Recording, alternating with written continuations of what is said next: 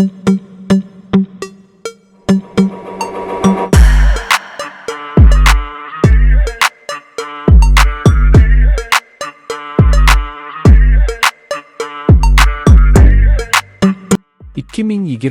Chevrolet Lacetti modeli o'zining yangilangan dizayni, tejamkor dvigatellari va zamonaviy texnologiyalari bilan segmentidagi eng muvozanatli sedanlardan biri sifatida taqdim etildi. Ushbu avtomobil kundalik shahar harakati va uzoq masofali safarlar uchun qulaylikni birlashtiradi. Tashqi ko'rinishda yangi old panjara, LED kunduzgi chiroqlar va aerodinamik kuzov chiziqlari avtomobilga yanada zamonaviy va ishonchli qiyofa beradi.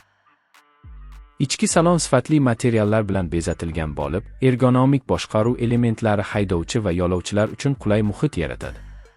2026 Lacetti kapoti ostida yoqilg'i tejamkor va ekologik talablarga mos benzin dvigatellari joylashgan. Dvigatel variantlari silliq ishlashi va past shovqin darajasi bilan ajralib turadi. Avtomatik va mexanik uzatmalar qutisi tanlovi mavjud bo'lib, har ikki variant ham shaharda qulay boshqaruv va barqaror tezlanishni ta'minlaydi. Yoqilg'i sarfining optimallashtirilgani ushbu modelni oilaviy foydalanish va taksi xizmati uchun ham maqbul qiladi. Texnologiyalar borasida 2026 Chevrolet Lacetti multimedia tizimi sensorli ekran, Apple CarPlay va Android Auto qo'llab-quvvatlashi bilan jihozlangan.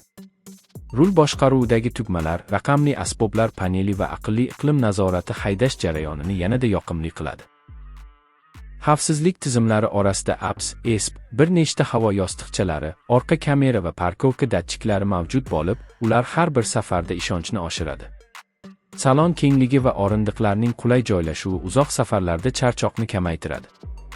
Orqa o'rindiqlarda yetarli oyoq joyi mavjud, yukxona esa kundalik ehtiyojlar uchun keng hajmni taklif etadi.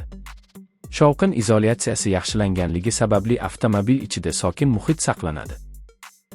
Bu esa oilaviy sayohatlar va ish safari uchun katta afzallik hisoblanadi.